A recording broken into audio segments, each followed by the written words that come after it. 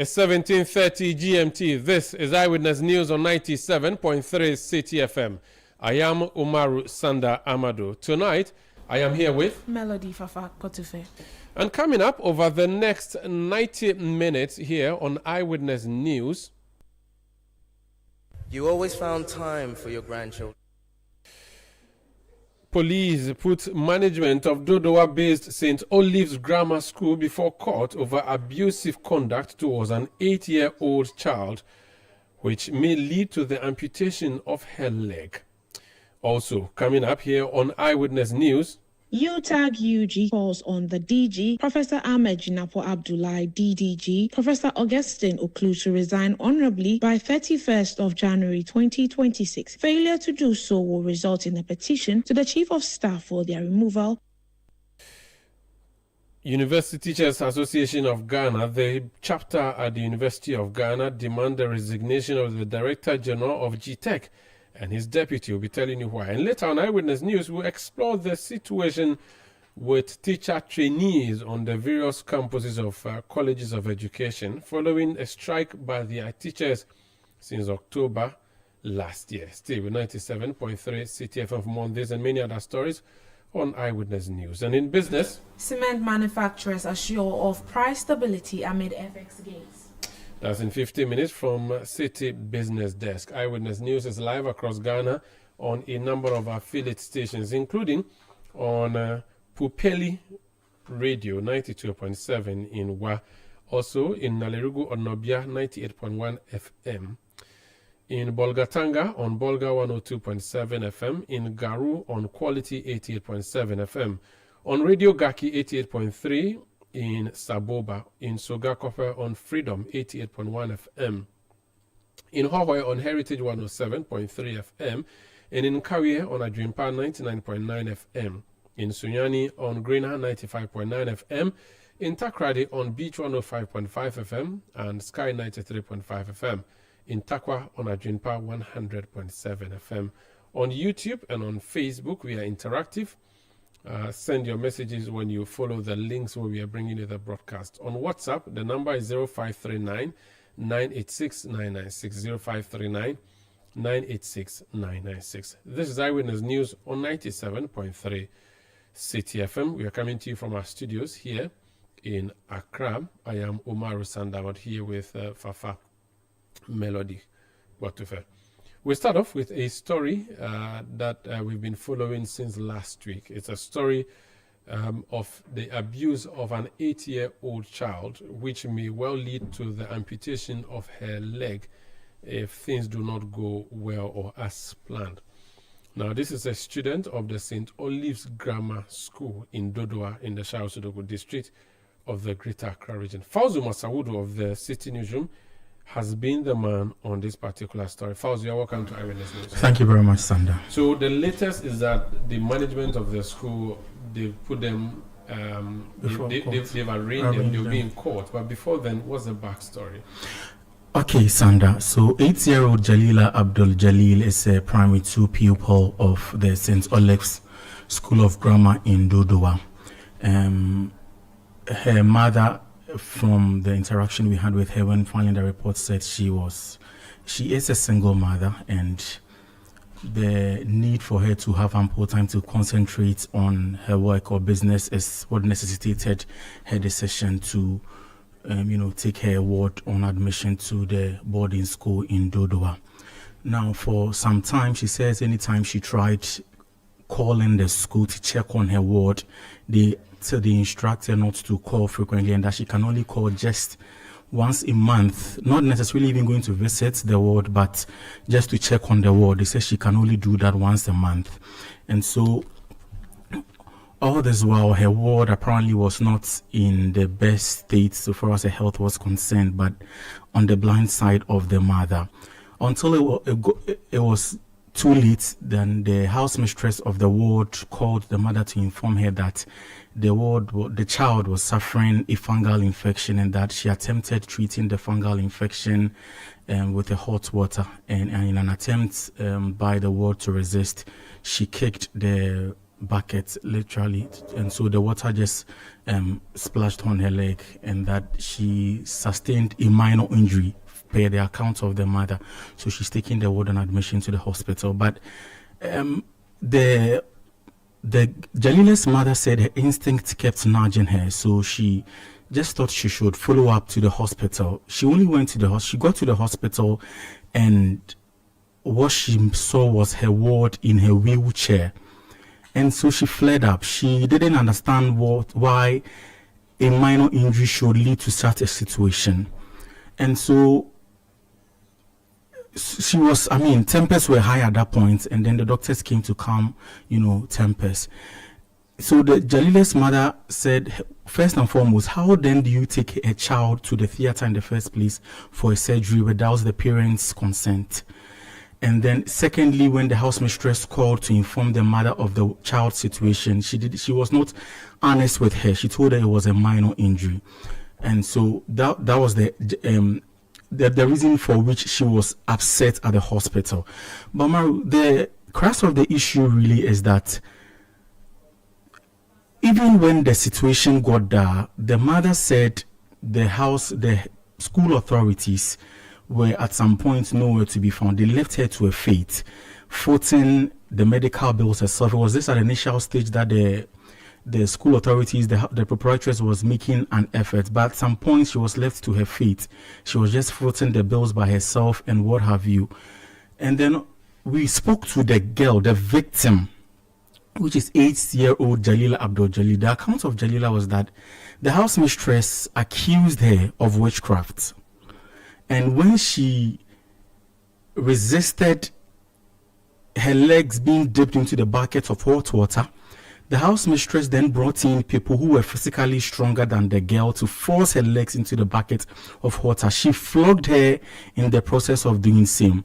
And then she was abandoned in a room alone. And then the house mistress asked her colleagues not to go closer to the girl because she was a witch. This is the account of the little girl, the 8-year-old. Let's hear her, because I think you interviewed her. Yes, right? So I did. Let's listen to her speak on this matter.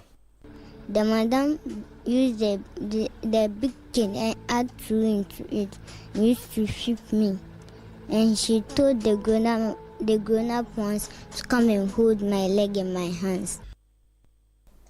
So that is Jalila speaking to yes, you. And yes. this was, last week? Yeah, this was last week. So that is one of the stories. I want us to also hear her mother, because you interview her mother Yes, as well. So they are in Accra. In Accra. But the boarding school is in Dodua. Dodua, yes. So the girl was sent there to be in boarding house, Yes. and this happened. Yes. So let's hear the mother recount what happened.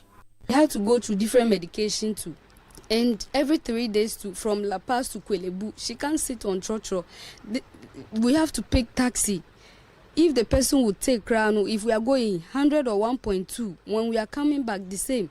And the dressing items too, it's not easy.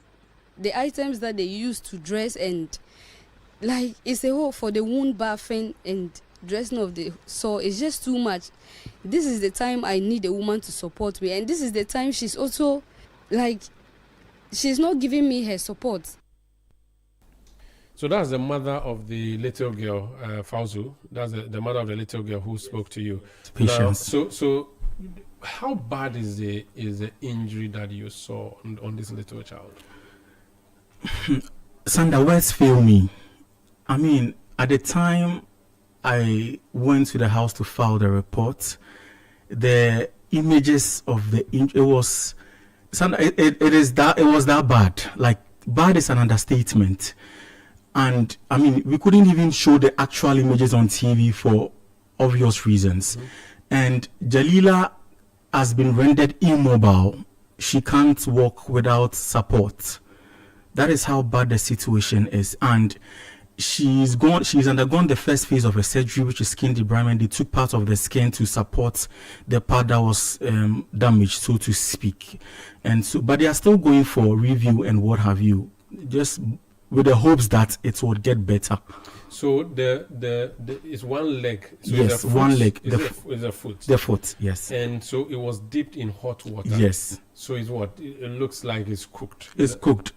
And the doctors removed. is removed. And the doctors diagnosed her of leg ulcer. And when that leg ulcer takes a while to develop, that means that Jalila was suffering a condition, but the school authorities didn't even inform her parents of it. And Sandra, in one of the interviews that we had with the mother, she mentioned that her daughter was made to wear the same pair of socks for a very long time. So even though in the prospectus she was asked to provide some number of socks to her ward, when the child got to the school, they were all taken away from her, and then she was given just one to be wearing, repeatedly. Mm-hmm. So she goes to class, she comes to the dormitory, she washes the socks. The following morning, whether it dries or not, she has to wear the same pair of socks. So she was forced for her foot to be dipped in a bucket of yes, water. Yes. And that's what so the current situation is that she's still going to hospital at Kolebu. Yes. And they do not know whether it will be amputated or not. Yes. But is there thinking that the leg may be cut? So the doctor, the mother said the doctor told her that they can try their best, but looking at how the situation, the girl's condition is, they cannot assure her of complete recovery or otherwise. But then the regional minister, the Greater Accra regional minister, Linda Oklu, during a visit, so she invited the girl and her mother to the office, and she assured that she's going to speak to the Kolebu authorities to ensure that they try their possible best to ensure that the girl is not amputated. That's actually what I was going to go to. Yes. So what has been the reaction since you published this story? So the regional minister, who is also MP for Shayo Sudoku, yes. Oklu, she moved in, she gave them some support, financial support. Yes, that's 10,000 Ghana cedis. What else has been happening since then? So, Sanda, the school itself, what's the status of the school? So here's the thing.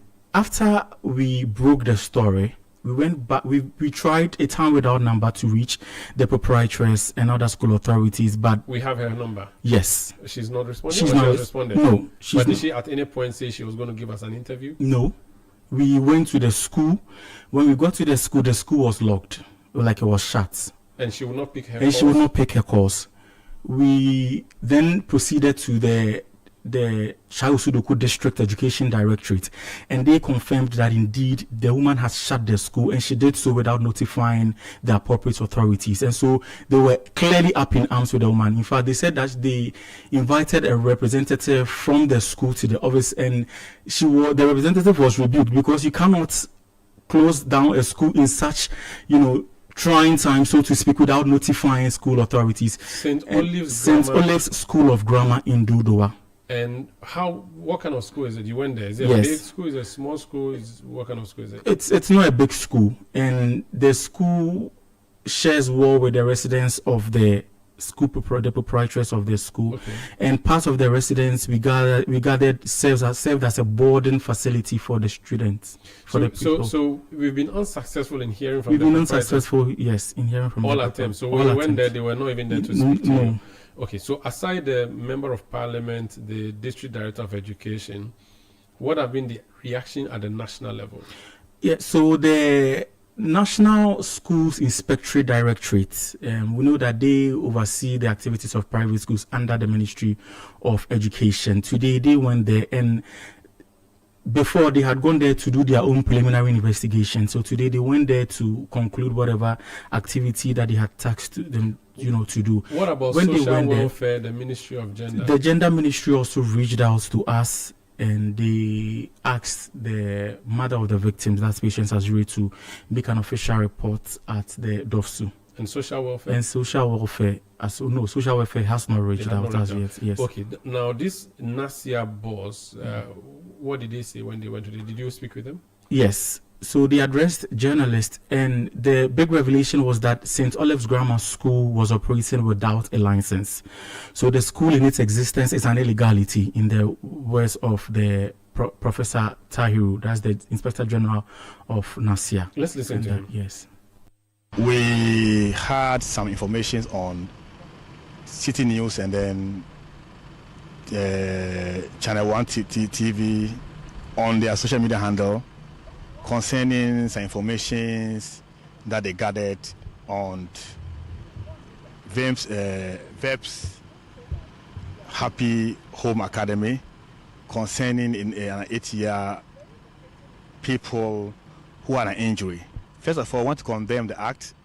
This is not right. As an institution, we are supposed to have the health and safety facility, such a way that you can give first aid to your people. What we have gathered so far from our investigation shows that there are two schools here.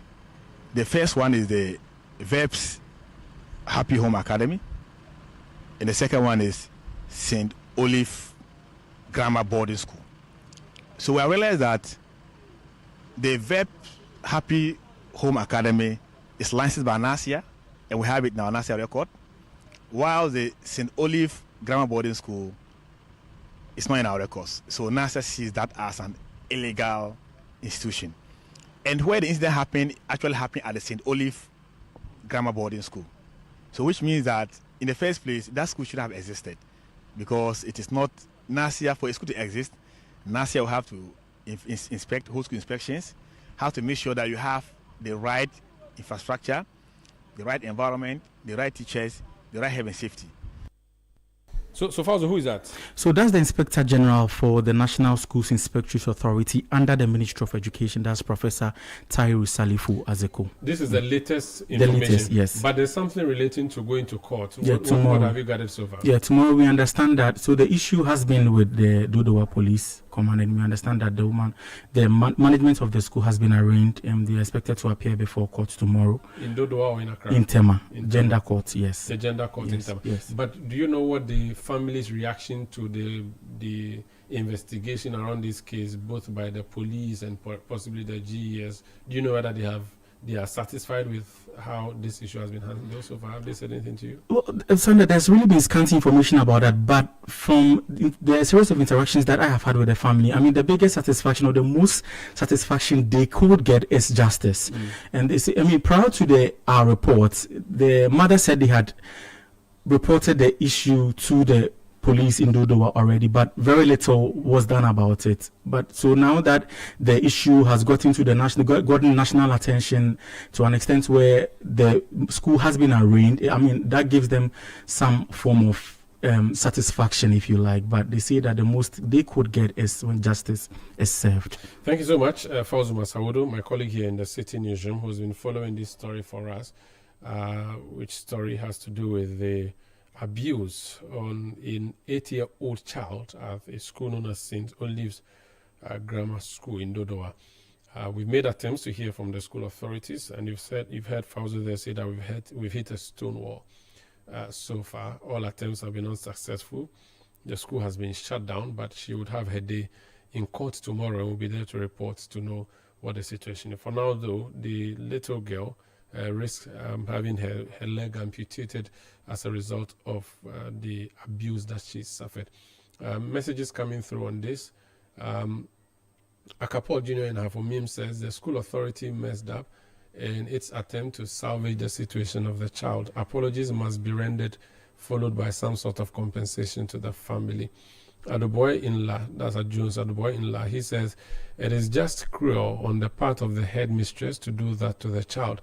That not said, I also wonder if some parents really care about their children. The school should be closed down and the law should take its course. This is Eyewitness News on 97.3 Citi FM. If you have a message, the number is 0539-986-996, 0539-986-996, or mention my handle at Umaru Sanda or at Citi973 on social media, and you would have your comments read when you send them. This is Eyewitness News on 97.3 Citi FM. Eyewitness News. Be there as it happens. Flight 715 is now boarding. Welcome to the Stanbic Bank app that makes you live a lot more like topping up my electricity before ECG do me yawa. That's smart. And you have to send more money. Forgot? Easy. We'll just transfer from the app. We are about to take off. Okay. Let me also enable my travel notice. It was that easy, huh? Complete. Now I can use my card abroad without it getting declined. Hey, you forgot to pay your water bill. The guys are outside to disconnect. Wait a minute. Water bill payment? Done. Why you lucky? Charlie, my Stanbic Bank app sorting me back to back. Level up and do more with the Stanbic Bank app. Download now on Google Play and Apple App Store. Visit stanbicbank.com.gh or call 0302-815-789 to get started. Stanbic Bank.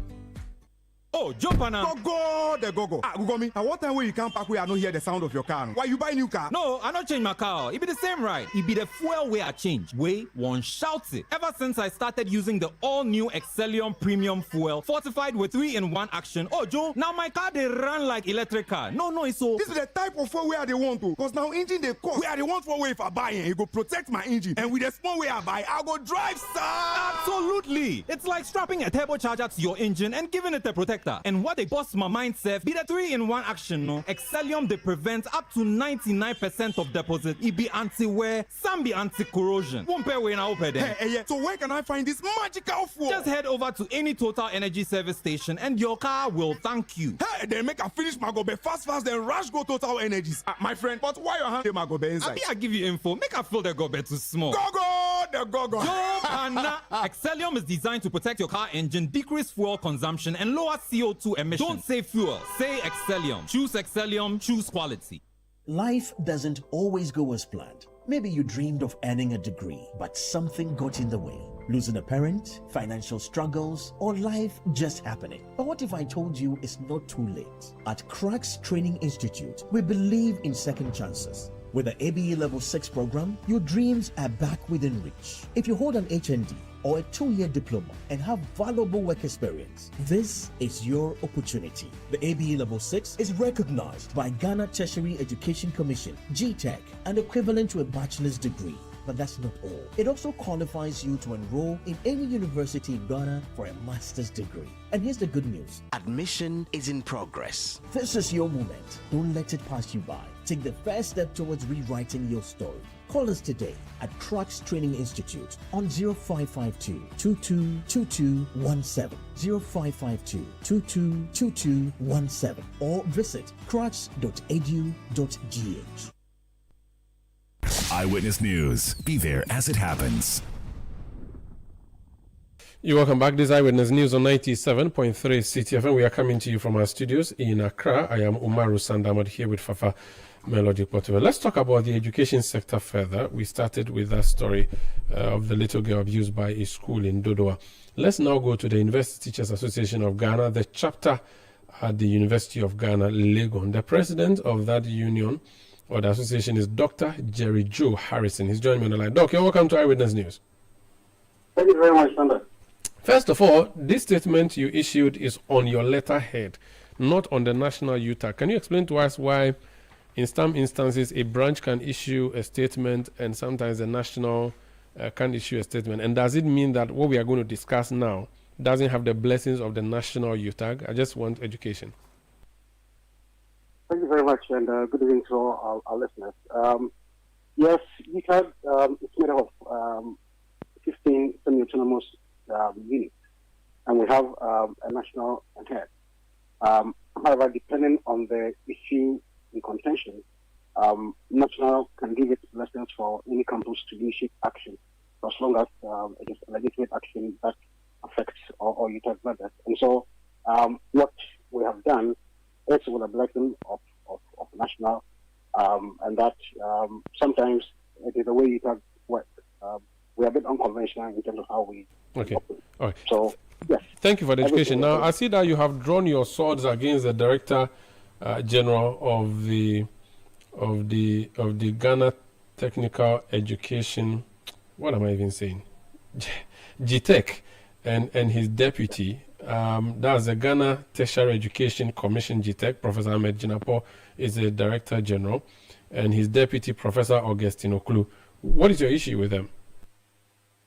Well, thank you very much. I think that over the past few years, before I heard what GTEC directors have been doing, they've taken a series of actions, on behalf of GTEC. We've never heard a board of GTEC say anything about it. But as far as GTEC is concerned, the actions of these two individuals undermine academic freedom.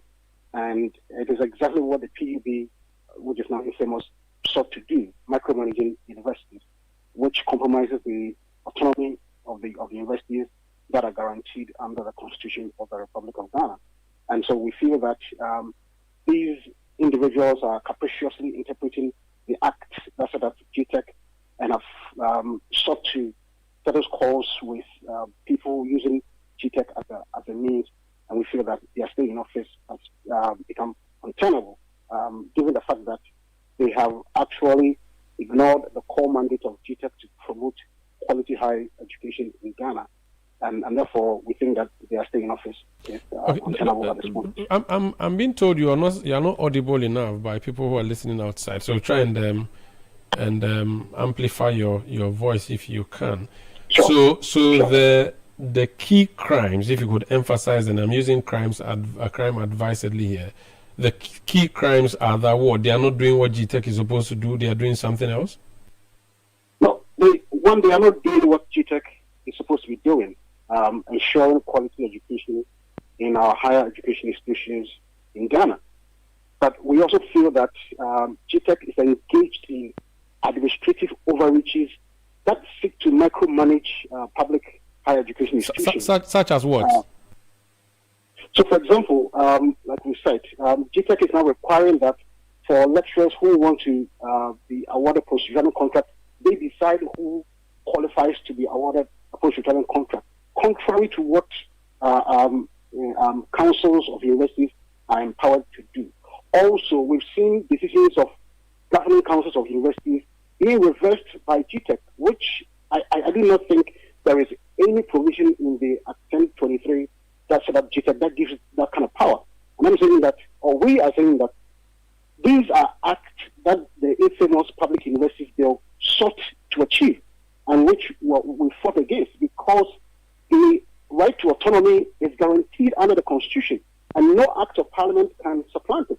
And so any act that undermines academic freedom actually is contrary to the 1992 Constitution. And to the extent that we've engaged in with the directors of GTEC on many occasions, on many of these directives and all that, and that having yielded results, we feel that they are not really fit for purpose. For example, Umaru, you are GTEC director and you hear that UG has increased school fees. What do? Do you automatically assume that the media report is true and issue a statement threatening management of university to rescind that decision and now blah, blah, blah, rather than making a phone call to management of university, finding out whether that statement is true or not? So we are saying that in their mind, GTEC is a headmaster, and therefore universities are under their control and at their whims, and they can decide what happens to people within the higher educational space. And we think that that is not how GTEC was meant to operate. That is not how the law that set up GTEC allows them to operate. And these are affront to academic freedom, and therefore they've lost their way and they need to go. But is GTEC not the regulator? And if you're a regulator, everything in the space ought to be regulated by you. And if that includes the qualifications and how to obtain them, and whether or not you should continue to teach in a school or to teach in a school, these things ought to be the duties or the considerations that GTEC should have in regulating the space. And indeed, over the period, we've seen them being at war with some persons who were holding titles that they thought didn't deserve or were not deserving of them. And we've seen some of them, for instance, abandon those titles altogether. And if they think that what the university has done by imposing school fees was wrong, they have every right to come in there and act. What are regulators for if they can't stop basic things like this? Well, thank you, Mauro. I think that when you read the GTEC Act, the regulatory rules are spelled out. They are not ambiguous in any way. And so you don't just say that because I have regulatory powers, I can do whatever I want. Don't forget that councils of universities have also been set up by law. And GTEC is supposed to provide advisory role on governance, norms on governance. But they confuse their advisory role with their regulatory rules. And so there's no regulatory power that allows GTEC to rescind the decision of a council. That is an administrative overreach. So the fact that they are actually regulators does not mean they regulate everything. There is a scope within which they are supposed to act. But the problem is that because no LI was passed to regulate how GTEC GTEC is supposed to operate, they have taken the broader approach to interpretation, which is wrong because every act functions within the laws of the country. So, for example, there is academic freedom, which is protected under the 1992 Constitution. So, whatever you're doing, you have to situate it within these laws. And any law that contravenes this is actually untenable. And so, to say that within the regulatory powers, I am rescinding the decision of a council, instead of writing to the council and saying that because of A, B, C, and D, because of law C, D, and F, this decision that you took contravenes the law, and therefore rescind that decision. So that it's a governance thing where you can suggest to a council to reverse a decision it has taken.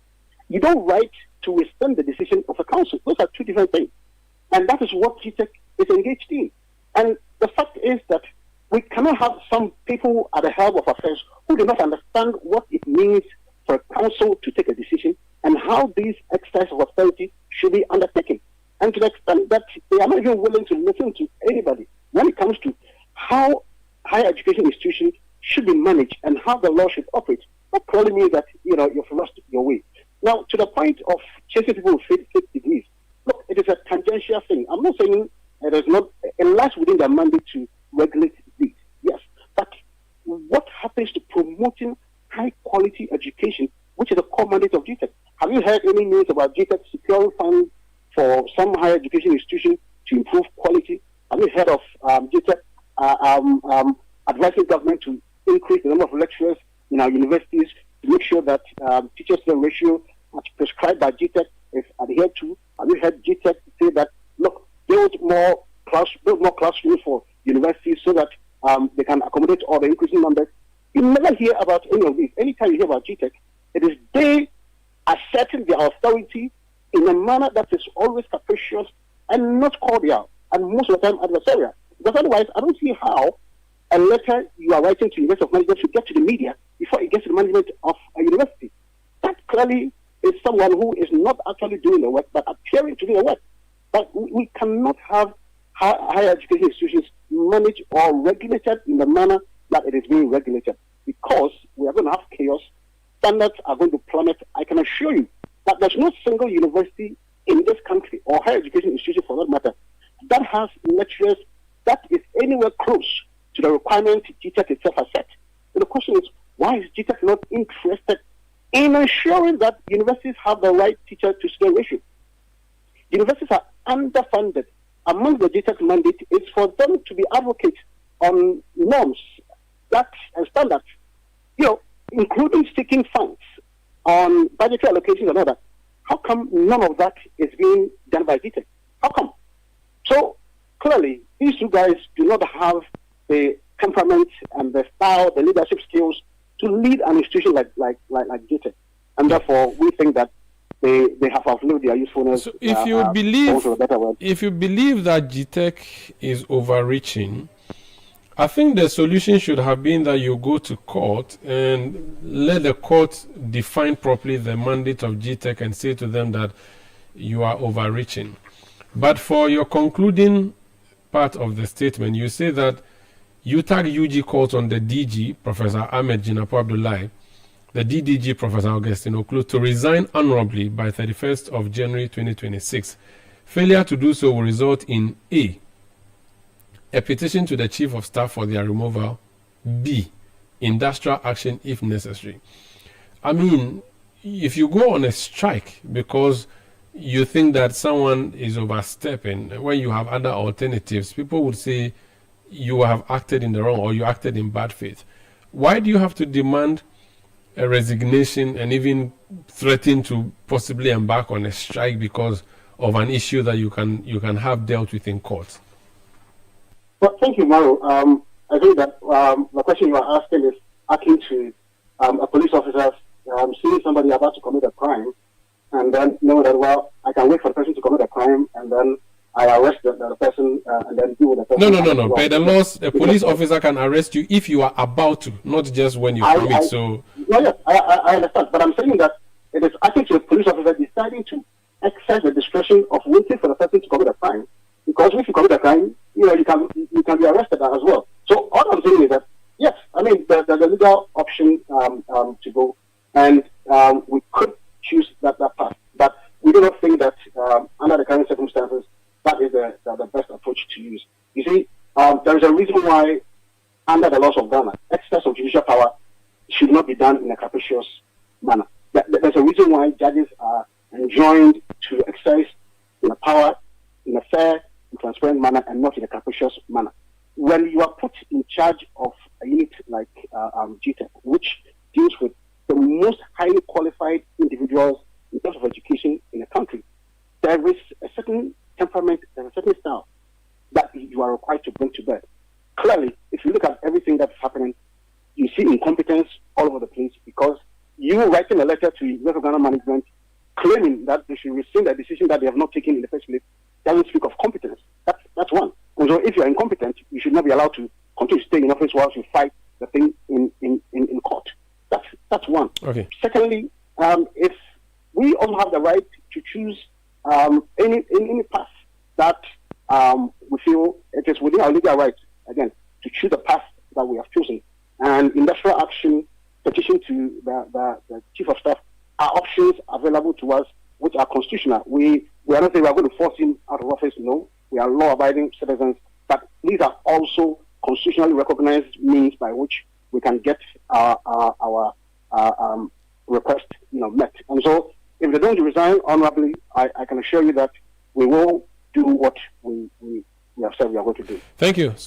Thank you so much for speaking to us. That's Dr. Jerry Joe Harrison. He's president of UTAG UG. And let me say that we've made efforts to hear from GTEC. The two officials named have not been successful in getting a response or a reaction from them. This is Eyewitness News on 97.3 Citi FM. We'll return with another education-related story, because the people who teach in the basic schools, the teachers in the various teacher training colleges, now known as colleges of education, they haven't seen their teachers in the classroom for months. We want to hear from the Ministry of Education what they plan with that strike by the teachers at the colleges of education. They are known as CITAC. We'll talk about that when we come back. Please stay. Eyewitness News. Be there as it happens. Hey, is it my TV or my eyes? Why? If you say everything clear past my future. Charlie, it's not your eyes, it's the TCL C6K QD Mini LED TV. With QD Mini LED technology, you get deep blacks, bright highlights, and colors so real. See, even the referee's board head, they shine. Movies, football, gaming, every detail sharp like a new razor blade. If your old TV they show blare blare, Charlie, it's time to upgrade. Visit any Electroland Ghana shop for yours and enter the ongoing Achedia promo. TCL C6K QD Mini LED TV. TCL, inspire greatness. Oh, jump on now. Go. Google me. At what time when you come back, we are not hear the sound of your car? Why you buy new car? No, I not change my car. It be the same ride. It be the fuel way I change. Way one shouts it. Ever since I started using the all-new Excellium Premium Fuel, fortified with 3-in-1 action. Oh, Joe, now my car they run like electric car. No, it's so. This is the type of fuel where they want to. Cause now engine they cost. Where they want for way if I buy it, it go protect my engine. And with the small way I buy, I go drive, sir. Absolutely. It's like strapping a turbocharger to your engine and giving it a protector. And what they bust my mind, Seth, be the 3-in-1 action, no? Excellium, they prevent up to 99% of deposit. It be anti-wear, some be anti-corrosion. Won't pay when I open them. Hey, so where can I find this magical fuel? Just head over to any Total Energy service station and your car will thank you. Hey, then make a finish my gobe fast, then rush go Total Energies. My friend, but why your hand my gobe inside? I give you info. Make a fill the gobe too small. Go. Excellium is designed to protect your car engine, decrease fuel consumption, and lower CO2 emissions. Don't say fuel, say Excellium. Choose Excellium, choose quality. We are officially sold out. 10 years of memories, 10 years of adventure, 10 years of culture and crazy good vibes. This March, we're turning it all the way up from the 1st to the 8th of March 2026. 8 days, 14 regions, one legendary caravan. Rolling out from Greater Accra through Eastern and OT, up north to the Northern and Upper East, and all the way to the Western region, hitting iconic destinations across Ghana. Expect non-stop fun, breathtaking views, deep cultural immersion, and unforgettable moments. This is more than a trip. It's culture in motion, adventure without limits. Pack your bags and get ready. 10 years of the Heritage Caravan, experiencing the sights and sounds of Ghana. You cannot miss this. The Heritage Caravan 2026 is powered by Channel 1 TV with support from Citi 97.3 FM. Terms and conditions apply. Heritage Caravan 2026, experience Ghana like never before.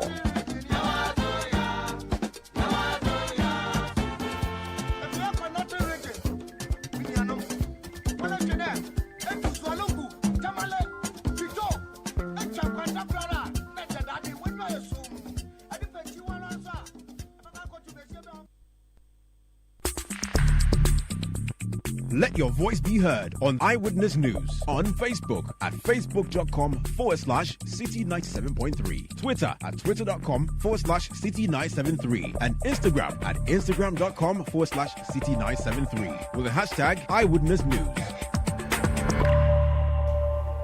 You're welcome back to Eyewitness News on 97.3 Citi FM. Let's do some other stories now. The Ministry of Finance has approved a payment plan to clear the salary arrears of judicial service staff within the next 5 months. According to documents cited by Citi News, the government intends to clear 3 months arrears in February, another 3 months in April, and the remaining 2 months in June. The development comes after the group suspended its planned strike action, which was triggered by the government's failure to pay the outstanding arrears. The strike has now been put on hold following a meeting scheduled by the NLC to address the concerns of the workers. Citi News sources confirm that JUSAC executives decide their next line of action pending the outcome of engagement with the NLC. Well, away from that, pressure is mounting on the National Petroleum Authority to abolish the price floor policy contained in the 2024 petroleum pricing guidelines. The Chamber of Petroleum Consumers (COPEC) says the policy, which bars fuel stations from selling below a set minimum, is outdated and undermines competition in a deregulated market. Speaking to Citi News, COPEC's Executive Secretary Duncan Amwa urged the regulator to review the directive. The price floor that the NPA sets is outdated and has got to go. In a deregulated market, some of the best outcomes is market competition. And sometimes inventories or mode of payment for products will dictate how much I pay for product A as opposed to how much the next person pays for product A. And so if I have cash and I am able to negotiate, a fairer price, I am able to probably pay off instantly and get lower price. And while somebody going for credit may probably be priced a bit higher. And so you don't see why a regulatory body would want to disturb itself and all of us with price floors, price ceilings. Leave the market to, as it were, work towards an efficient pricing mechanism. If an OMC can go below the price floor you set, you're only inconveniencing consumers. Duncan Amwa is Executive Secretary of the Chamber of Petroleum Consumers (COPEC). Meanwhile, the National Petroleum Authority has rejected claims that its fuel price floor policy is preventing oil marketing companies from reducing prices further. In an interview with Citi News, the Director of Economic Regulation and Planning, Abbas Tasunti, said the policy is not responsible for current price levels. He insisted the price floor remains critical to stability in the downstream petroleum sector. Star Oil's prices for the past 4 windows, let's take from the first window of December 2025. Comparing that to the price floor, Star Oil has always priced above the price floor. So and even when they have decided to discount for some of their stations, the discounted price is also higher than the price floor. This should tell you something, that even for Star Oil, who is making this claim, they are not selling even at the level of the price floor, to around this argument that had it not been for the price floor, they would have sold lower. So let me give you specific numbers. If you take the first window of December, the price floor for petrol was 10.98 cedis per liter. Star Oil's price was 11.97. I don't have information on what their discounted price for that window was. But second window of December, the price floor reduced to 10.67. Star Oil reduced its price to 11.35, still above the price floor. But they decided to sell at discounted price for some of their stations, and the discounted price was 10.97. This discounted price was still higher than the 10.67 price floor. You heard Abbas Tasunti, Director of Economic Regulation and Planning at the National Petroleum Authority. Away from that, Interior Minister Mohammed Mubarak Muntaka says foreign nationals arrested by illegal activities, I beg your pardon, including romance camps, are being prosecuted. Joint operations by the Cybersecurity Authority and other security agencies have led to the arrest of hundreds of suspected cybercrime offenders over the past 2 months. The Interior Minister told Citi News that the suspects will be extradited to their home countries after legal processes are completed. I mean, that's very clear because our immigration law, Act 571, is very clear. If you come into our country and you fill out the visa condition that you came in, the first option for immigration is to remove you. So we've been busy doing that. But those who are involved in criminality, we try to present them before the court for prosecution. So we are doing the combination of, I mean, like these beggars. If you take a beggar to the court, what are you going to get out of it? But some, you see that they do heavy defrauding and all that. We make sure that they are prosecuted. When they finish serving their term, we take them home. I mean, since I came, a number had come before me. These guys have done this. They finished serving their term, so we are removing them. Others we get, and you see that the best for you is to remove them. And the immigration is doing excellently well. You heard the Interior Minister Mohammed Mubarak Muntaka. Now, in other news, the National Democratic Congress in the Tema West constituency says it has received no official update from the Ghana Police Service on the disappearance of its former women's organizer, Paulina Lamisi, 1 year on. Speaking to Citi News, the constituency's communication officer, Christian Dela Apeto, says repeated efforts by party leaders and family members have yielded no answers, despite police assurances that investigations are ongoing.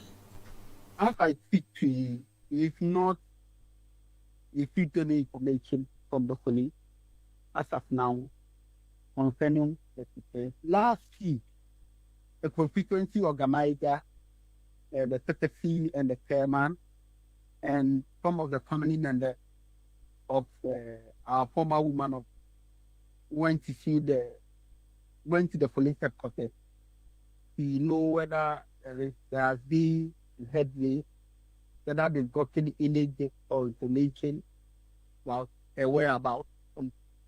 But as you see, they were not given any information to that effect. All that the police service told them was that they are still investigating the matter, and when they get any intel about her whereabouts, they will inform the family. Yeah, the communication officer of the National Democratic Congress for the Tema West constituency, Christian Delapeto. This is Eyewitness News on 97.3 Citi FM. Now, the Colleges of Education Teachers Association of Ghana, CITAG, says it will remain on strike despite government assurances that salary arrears will be paid. CITAG declared an indefinite strike in November over the non-implementation of an arbitral award by the National Labour Commission. Speaking to Citi News, President of CITAG, Maxwell Bunu, says the strike will end only when all arrears are fully settled and the ruling honored. As you're already aware, TAG embarked on strike on 24th of November 2025. We met the minister on 25th of November. He promised that we give him 3 weeks so that he will resolve the issue. But because of past experiences, council did not grant that. We resolved that he should go ahead and resolve the matter. If he is able to get it done within the 3 weeks, then we go back. Unfortunately, that didn't happen. As for this time round, we're going to continue until the issues are resolved. Once they are done, I'm sure that will bring finality to this perennial kind of strike thing. Because almost all the issues of CITA that have been resolved, they have not been resolved through strike. Why should it be so? You try to engage, you want to have the issues resolved behind the scene, You travel so many times and nobody will listen to you. This is the only language governments understand. So we have to speak it. It's as simple as that. So that's Maxwell Bunu, is National President of the Colleges of Education Teachers Association of Ghana, CITAC. This is Eyewitness News on 97.3 Citi FM. We are coming to you from our studios in Accra. I am Umaru Sanda Amado. We take a break. When we return, we'll bring you the latest in the world of business. And then we have Point Blank at 6:30 or 6:30. Please stay with us. Eyewitness News. Be there as it happens.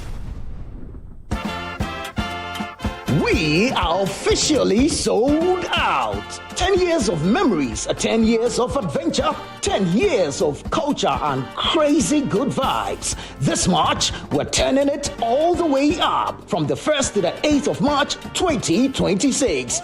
8 days, 14 regions, 1 legendary caravan. Rolling out from Greater Accra through Eastern and OT, up north to the Northern and Upper East, and all the way to the Western region, hitting iconic destinations across Ghana. Expect non-stop fun, breathtaking views, deep cultural immersion, and unforgettable moments. This is more than a trip. It's culture in motion, adventure without limits. Pack your bags and get ready. 10 years of the Heritage Caravan, experiencing the sights and sounds of Ghana. You cannot miss this. The Heritage Caravan 2026 is powered by Channel 1 TV with support from Citi 97.3 FM. Terms and conditions apply. Heritage Caravan 2026. Experience Ghana like never before.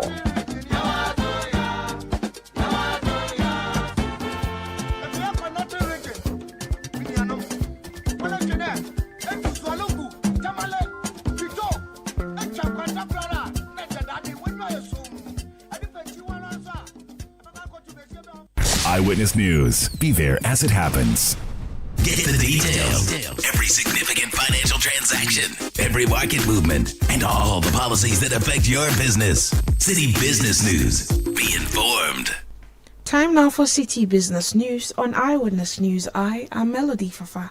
But let's settle for the details of our stories now.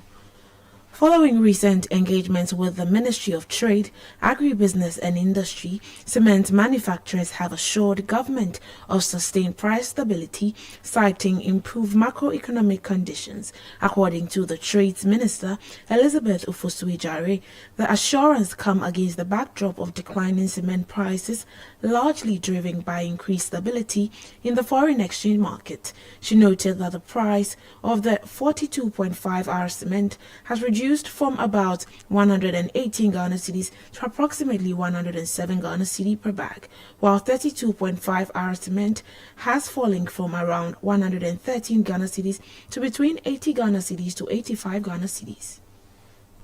The exchange rate has come down. We have a very stable macroeconomic situation in this country, and so the price of cement has been very stable. We have asked the manufacturers to keep the prices good, and we know what goes into the cost of their production. Exchange rate is one. They have issues of demurrage, they have issues of electricity, but they try to give prices that reflect the stability that we have. They have indicated to me that as much as possible they will try and keep the prices at affordable rates. We have also decided as a ministry, working closely with the cement manufacturers, to work together to explain pricing to the populace, because it is not fair that we have a law that consumers don't know about, and so they are not able to understand how pricing are done. And so in 2026, the ministry is going to take leadership and explain how prices are done. That was the Minister of Trade and Industry, Elizabeth Ofosu-Ijare. Away from that, the Ghana Revenue Authority has dismissed concerns that the rollout of its new artificial intelligence-driven system at the port will raise the cost of import. The authority says the technology will not introduce any new charges for importers, despite fears that it could increase the cost of doing business. Speaking on the matter, Commissioner General of the GRA, Anthony Sapon, said the system is intended to streamline clearance processes and reduce delays rather than impose additional financial burden on importers. This implementation is not going to lead to an additional charge on importers. The government has been clear, the policy has been clear that in all the conversations and in all the communications from Ministry of Finance or GRA, there hasn't been any policy decision to levy extra charge or new charges on importers. So on behalf of GRA, on behalf of the ministry, I would like to assure importers that we are not imposing new charges on them. This is an efficiency and improvement process, and we believe that it's within government means to be able to afford and implement this for the benefit of all. That was the Commissioner General of the Ghana Revenue Authority, Anthony Sapon. Away from that, the Ghana National Cocoa Farmers Association has given government a 2-week ultimatum to settle outstanding payments owed its members since last year, warning that continued delays could drive farmers to smuggle cocoa beans to neighboring countries. The association says arrears dating back to November have left many cocoa farmers struggling to meet basic living expenses. Speaking in an interview with Citi Business News, President of the association, Stevenson Ananibuating, urged government to act swiftly, stressing that timely payments are crucial to sustaining farmer livelihoods. They are not paying us, and we don't know who to complain to. It has been our problem now. We know government has been mandated to purchase our cocoa board. I mean, government and cocoa board are mandated to purchase our cocoa. But it looks like anytime there's anything of this sort, we cocoa farmers struggle. It isn't the first time of this thing happening. At the past government, they were doing the same. Most of our people, the purchase officers took our money. They didn't pay. They pay it in bits. And some of the extras, they should also understand we are going to come out. If they refuse to pay us, we are giving them a mandatory up to 2 weeks. We are going to tell them, we will take our cocoa to any other country that will be paying, they will pay us. Stevenson Ananibuating is the president for the Ghana National Cocoa Farmers Association. Well, that's it for this edition of Citi Business News. On Eyewitness News, I am Melody Fafa. Got to fair up next is Point Blank. Challenge these days, new level crowd. Where did you pass? Me, pass somewhere. I just switched for a better life. Hey. I switched for comfort. Look, your salary deserves better. Switch? Yeah. How do you mean? I switched my salary account to Fidelity Bank. Oh, okay. And that's my jackpot. I get higher loan amounts with lower interest rates, as well as personalized financial support. They gave me a loan to expand my side hustle, and the terms are just flexible. Wow. Your salary deserves better. Oh, my salary deserves better, Pa. You see the way you are smiling wide? Yes, I will switch and smile wider. Your salary deserves better. Switch to Fidelity Bank today and enjoy lower interest rate, car and home loan, personalized financial support, and a smile that lasts. Switch and smile wider. Fidelity Bank. Believe with us. If I believe with us, Fidelity. If I know I need your side, Fidelity. Are you feeling tired after a hard day's work? Have you lost your appetite even for your favorite dish? Viral Blood Tonic is a nutritionally balanced, pleasant-tasting tonic fortified with iron and vitamins to boost your appetite and energy levels for high performance. Viral Blood Tonic, easy to take and good for the family. Viral from Danex Iting Starwin PLC. If symptoms persist after 48 hours, consult a physician. This advert is FDA approved. If home is where the heart is, then let's go home, shall we? Let's go where the entertainment is, where the passion is, where the laughter is, and sometimes even the tears too. Let's go where we feel safe enough to share our opinions. And send tweets. Where we do that embarrassing little dance to our favorite song. Let's go home where the love, the care, and the joy live. There's no place like home. Connect your home to super fast internet with affordable data bundles from MTN Home. Visit broadband.mtn.com.ga or your My MTN app to sign up today. Everywhere you go. Eyewitness News. Be there as it happens.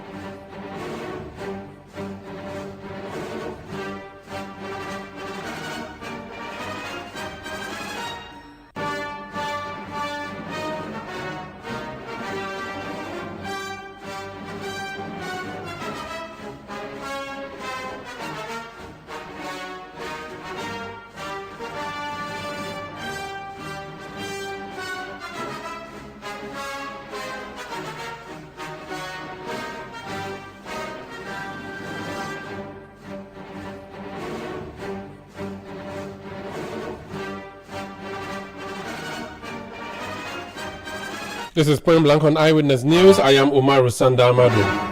In exactly 10 days from today,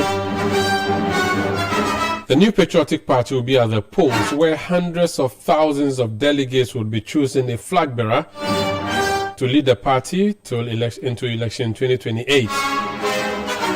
There are 5 people in the running for the position. Former press secretary to the former President Kufuor, who is also former general secretary of the MPP, Kwabena Ejejepong. Dr. Yawose Educhum, former education minister. Kennedy Ohine Ejepong, former member of parliament for Asin Central. Dr. Brian Echampong, member of parliament, Ebitifi, former minister for Agric.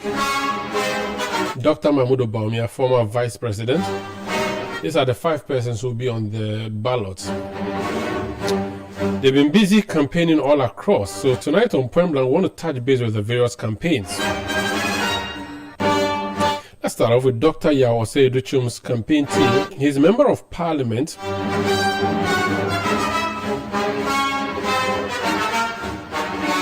for the people of Bosomtwe in the Ashanti region. He served as Minister for Education in the last Akufo-Addo administration. So let's see how Dr. Yawose Educhum is doing. Yao Opoku-Mensah is his spokesperson. Mr. Opoku-Mensah, you're welcome to Point Blank. Yes, thanks for having me. How has the campaign been for your team so far? It's been I don't know, for a bit of a winter word. It's been fantastic. The reception from the various regions, it's mind-blowing. We are enjoying a warm reception from the various constituencies that we visited, the kind of encouragement and people buying into the ideas of Dr. Yawose Educhum in this contest. I bet you, I don't know if your reporters do report, they will give you an accurate description as to the feelings of delegates across the various regions and the constituencies. It's been a wonderful moment, and the euphoria which is created around the visit of Dr. Yawose Educhum speaks volumes as to the fortunes of his chances on December 31st. And from all indications and from what we are picking on the ground, there is no indication that Dr. Yossi Aduchum wouldn't be elected on the 31st of January. Now, everything points to one direction, a declaration by the delegates that indeed we are poised for action and they know what time it is and therefore has absolute confidence in the leadership of Dr. Yossi Aduchum. What has been your campaign strategy and plan like? Do you have to do constituency by constituency or you did it region by region? And how many would you say you've covered so far? Yeah, so we do both. Currently, as we speak, we are yet to touch base with the 5 northern regions. That is the candidate himself going into that region. But our people are already on the ground engaging delegates every day. And the reports that we are receiving from their end with regards to the work that they are doing there and the reception that they receive in each visit that they make into the constituencies in the north affirms what those in the south are also saying, that the time is due for Dr. Yossi Aduchum to lead the party. So when you sum up the sentiments of all the regions from the south, the belt to the northern belt, there is one voice, there is one indication that the time for Dr. Yossi Aduchum to lead the party is now. Okay, now it's interesting that you say that the only results you expect to happen on 31st is Dr. Osei Aduchum being declared. One of the contestants, Dr. Brian Champon, has, in a video that has gone viral, said that as for your candidate, that's Dr. Osei Aduchum, and the former General Secretary Kwabena Ejepong, there's no hope for you, essentially. He says that EMFA, which to it means your campaign, to quote Akufo-Addo, Atonsium. That's a figment of people's imagination, and we do understand the language that they are speaking, and we do appreciate where they are coming from. But I will want to warn them and tell them that you downplay the effect of the Aduchum factor at your own risk. What is important is that the message and the clamor for Dr. Yossi Aduchum is so loud. Mind you, this is an internal context of which you know Dr. Yossi Aduchum wouldn't want a fanfare around anything, but to tailor his message towards what delegates want to hear, towards what is important for the socio-economic development of the country and the rebranding and the re-energizing aspect of the Aduchum factor that has affected the rank and file of the party, not only for delegates alone, but sympathizers of the party. They are so thrilled and always want to associate with Dr. Yossi without looking at what other contestants are doing. We do know that other contestants keep up the heat by referencing people, specifically Dr. Yossi Aduchum, to be able to catch up for their name to be discussed in matters around this very contest. We do appreciate that, but we wish to tell them that the time for Dr. Yossi Aduchum is non-negotiable, and it will serve in their interest to look at what Dr. Yossi Aduchum is doing and begin to give that message yearning for, that leadership, that proven reformative thinking and generational thinking in the capacity of Dr. Yossi Aduchum, that the delegates have always and made it clear that this is not the time for pettiness or petty parties troubles. They are looking at an individual who has proven his mantle with regards to any form of leadership given within the party and in government, and they want to put that into totality to be a basis to judge all the aspirants.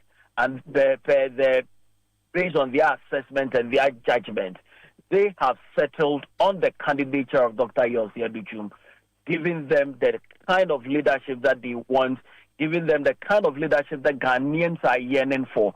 That will be the trick, and that's why I say that the election of Dr. Yossi Aduchum is non-negotiable. So we don't have to even stress on what Dr. Brian Champon put out so that his names pop up for discussion and for others to feel or know that still Dr. Barney Champon is in the race. And the bottom line is that you risk downplaying the effect of the addiction factor at your own risk.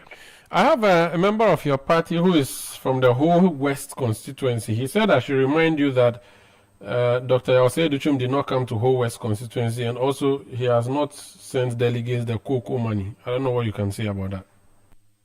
I don't know what he refers to as cocoa money or engaging the end, because I know that Dr. Yawse Duchum on 16th January made a visit to the whole West constituency and the whole Central constituency, plus the Agotime constituency, all together in the voter region. What is due for delegates in terms of he calling them and giving them their TNT is well sorted out, and they can attest to it.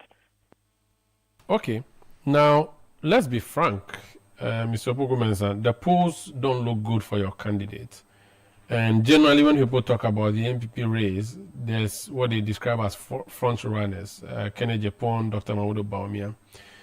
Are you very confident yourself that at the end of the day, your candidate is going to surpass all of these?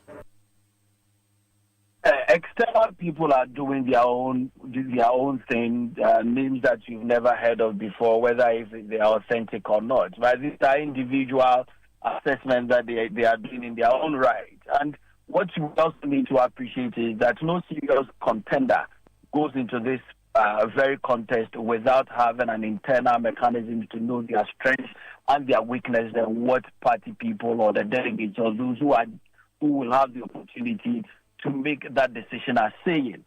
Our internal mechanisms guide us in every step of the way, and that is what has kept us afloat in this very contest. Our internal polls is what we believe is the right mechanism to assess our strength.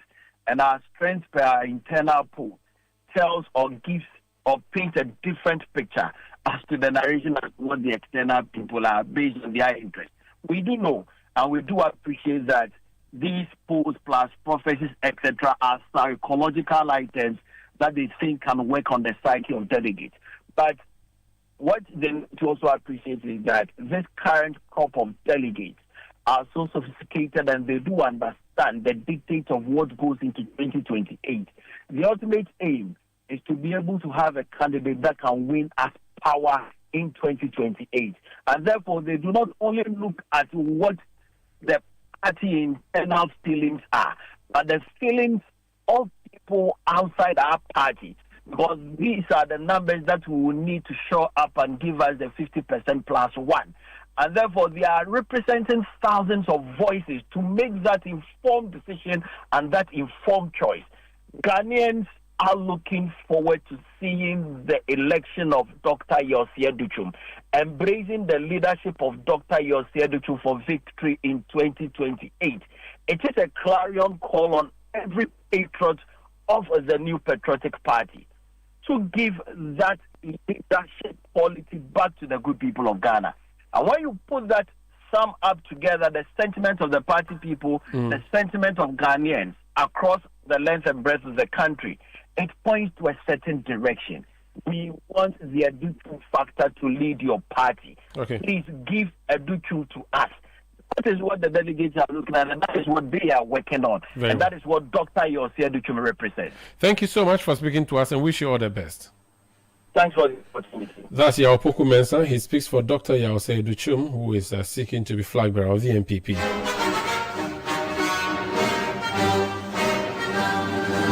Let's now go to the camp of Kennedy Japon. Kwesi Kwatin speaks for that campaign team. He's joined us on the line. Kwesi, you're welcome to Eyewitness News. Yes, good evening, Sanda. Good evening to you. How has the campaign been? We have just, 12 days to go? We've been on the grounds selling our message, the message of uniting the party, the message of winning power for the party in 2028, and most importantly, the message of creating jobs for our teaming youth.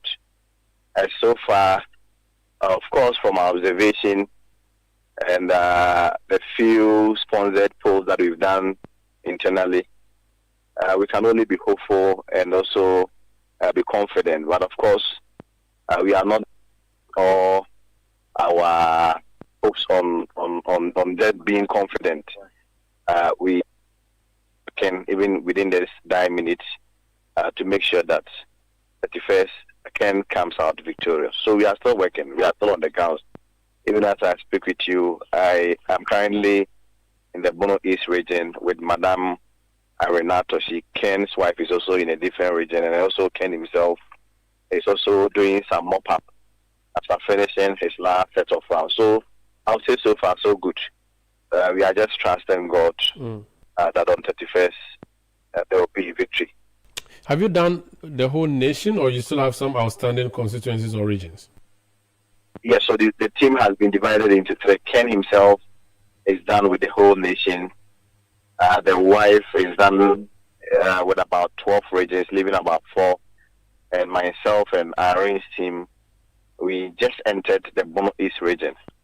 Hopefully by Friday, we should enter the 5 northern regions and also establish some base there. So we are very hopeful that hopefully by close of next week, we should be done with the whole the whole country, as in even the third team and the second team respectively. So let's talk about the reception.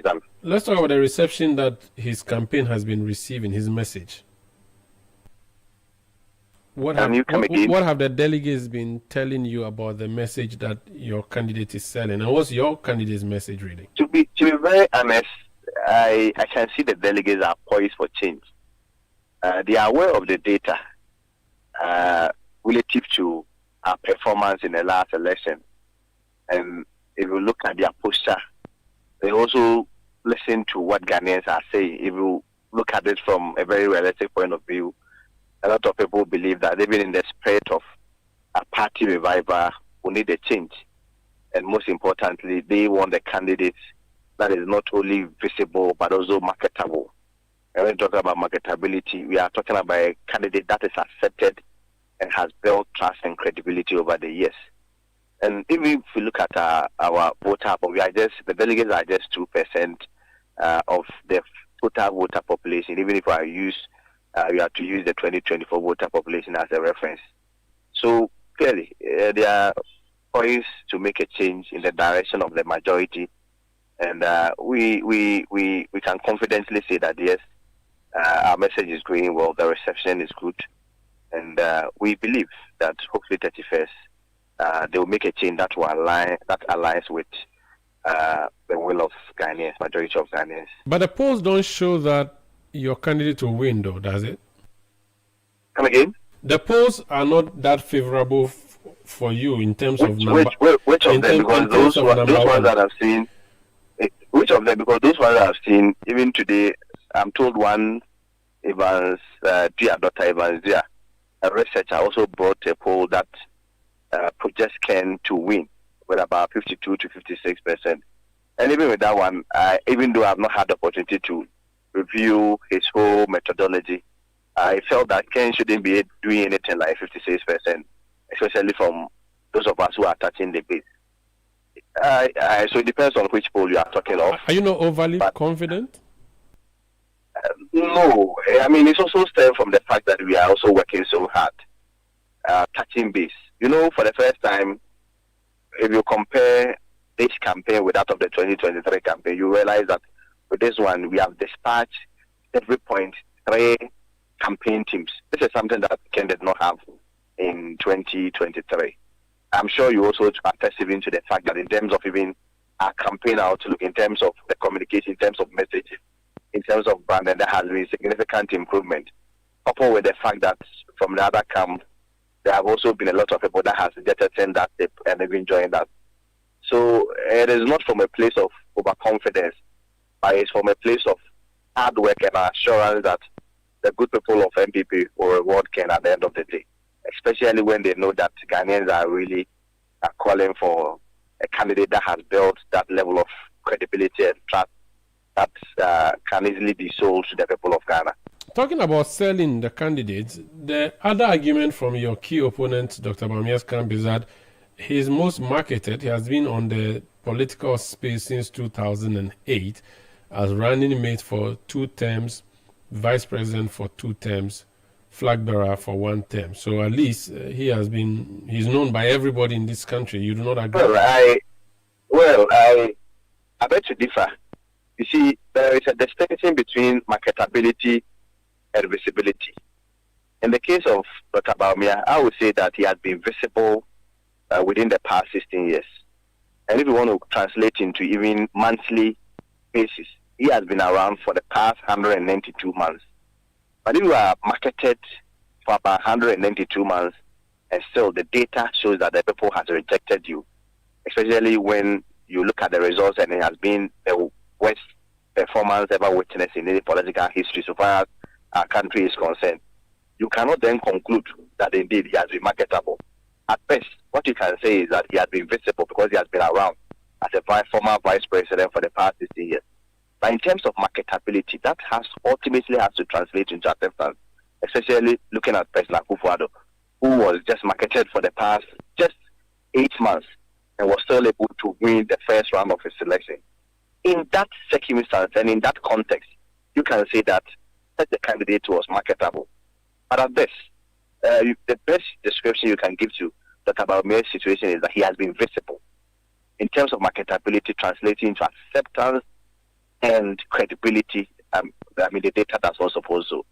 And Ken has been around, being part of the family members of the party, has supported the party, his philanthropic job, everything has earned him that level of credibility, the trust, his courage to challenge the status quo, his character traits of being bold, assertive, his sense of patriotism and honesty has earned him that level of acceptance. So, at best, I can say that Ken is more marketable than Dr. Baumia. Now, we are also very aware that campaigning needs a lot of money, if not just for the rounds. Sometimes they talk about oiling the palms of the delegates. Is your campaign financially resourced for dealing with 200,000 plus delegates? Certainly, if we want to have a very honest conversation about this, certainly we may have to admit that campaigns of such nature, especially within the African continent, and of course, properly so-called within the Ghanaian jurisdiction, will always be expensive. We are moving with cars, we are moving with teams, we are moving with security teams. You invite delegates to come and listen to your message rationally. You may have to give them some reasonable amount of transportation. So certainly, it goes with higher level of commitment. And those are conversations that we may look at it in subsequent times. A proper and honest discussion on funding political activities or political regimes. But I would say that we are fine. We've had a lot of support from like-minded people who believe in the Ken vision, people who believe that indeed Ken must get the nod and transform the socio-economic fortunes of this country through job creation and, of course, instilling in us the sense of discipline as a people. So people have come on board. The business community has come on board. The diaspora community has come on board. And, of course, Ken himself, without not seem to be bragging, but Ken himself has worked for a while and he's also made some reasonable amount of money to also sponsor a cause that he believes in. So yes, our campaign, in terms of our financial standing, I would say that we are good to go. But of course, just like Willie Baptist, you always ask for more. So Omaro, even if you want to sponsor us, we are open. You call me, I'll take you to the man. we have a conversation. Me I no get some. So you when I get some. But thank you so much for speaking to us and wish you all the best, Kwesi. All right, thank you. That's Kwesi Kwarteng. He speaks for Kennedy Ejapon.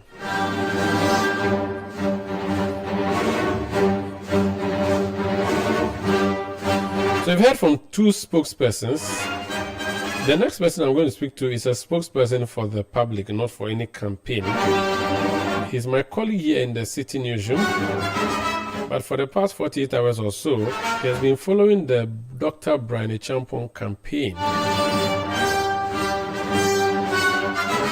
Is our own Christopher Kevin Esima, one of my producers here on Eyewitness News. Chris, tell us where Dr. Brian Champon is today, where he has been the past few days, and what he has been telling delegates. Well, good evening to you, Sandra. As we speak, Dr. Brian Echampong is addressing delegates here in Suhum. He started speaking 5 minutes ago, and he has been on the second leg of the Eastern Regional Tour. And when I say the second leg, Dr. Brian Echampong has indicated to delegates that he has completed the nationwide tour, visiting all constituencies, meeting all delegates across the country ahead of the MPP presidential primaries. And he did make some promises to some constituencies that he will be back to see them before the election. So that's what he's currently doing. He started this on Friday in the Greater Accra, where he spent 2 days touring the Greater Accra and then proceeding to the Eastern region. Yesterday, he began in Somenya and then later went to Yele Krobo and then also moved to the Ekropong and wrapped it up in Koforidua, the Eastern Regional Capital. Sandra, interestingly, Dr. Brian Echampong's campaign in the Eastern region is led by the Eastern Regional chairman of the New Patriotic Party, who is rallying all supporters, all delegates, and even candidates to support Dr. Brian Echampong. He says that he was the man who has supported the party over the years in their campaigns, in their struggles, and therefore this is the time to reward him. He says, Adio Wofia Eye. And Dr. Brian Echampong himself seems to be carrying a big bag. And when I talk of a big bag, Sander, he seems to be carrying a bag of regrets, a bag of ideas and proposals. He's promising delegates to reassure discipline because, according to him, the party has fallen short of that.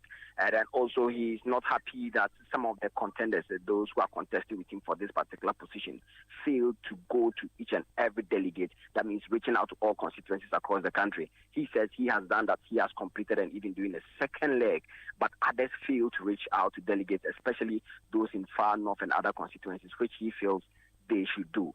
He's completing this tomorrow in the Eastern region and will proceed to the Ashanti region. But he's promising delegates lots of jobs, promising delegates hope for a new party, that he's the best candidate with bold ideas and strategy to lead the NPP, and therefore they should go and vote for number 2 as his slogan, which is Say Kutu, Say Bam, had taken over the Eastern region wherever he goes. And the numbers are interesting, Sandra. Mostly we see huge numbers like this one is the main rally. But for delegates to meet with a presidential hopeful or a candidate, you see few people. But in Brian Echampong's campaign, each and every part of the region we've been to, there seem to be large numbers turning up. And then I'm wondering, are these delegates or these are just entire NPP faithfuls gathering? But then the interesting part is he's still on, and we are following to monitor what's happening. Thank you so much. Chris Kevin Esima is my colleague here in the Citi newsroom. He's my producer as well on Eyewitness News, following the Dr. Brian Echampong campaign in the Eastern region. Well, that's by way of Eyewitness News tonight, which came to you from our studios in Accra. I am Umaru Sandamado. I did this with Fafa Melody Kpotufe. Production by Bevelyn Landin, Kwabena Wilson, Sami Wiafe, Juliana Odami Asari, Fred Tetijabano. Technical support from Desmond Nyaku, new media support from the new media team led by Emmanuel Owusu. We'll be back tomorrow at 17:30 GMT. Up next, I'll leave you in the hands of Samuel Atamenza, who brings you Footprints. Good night.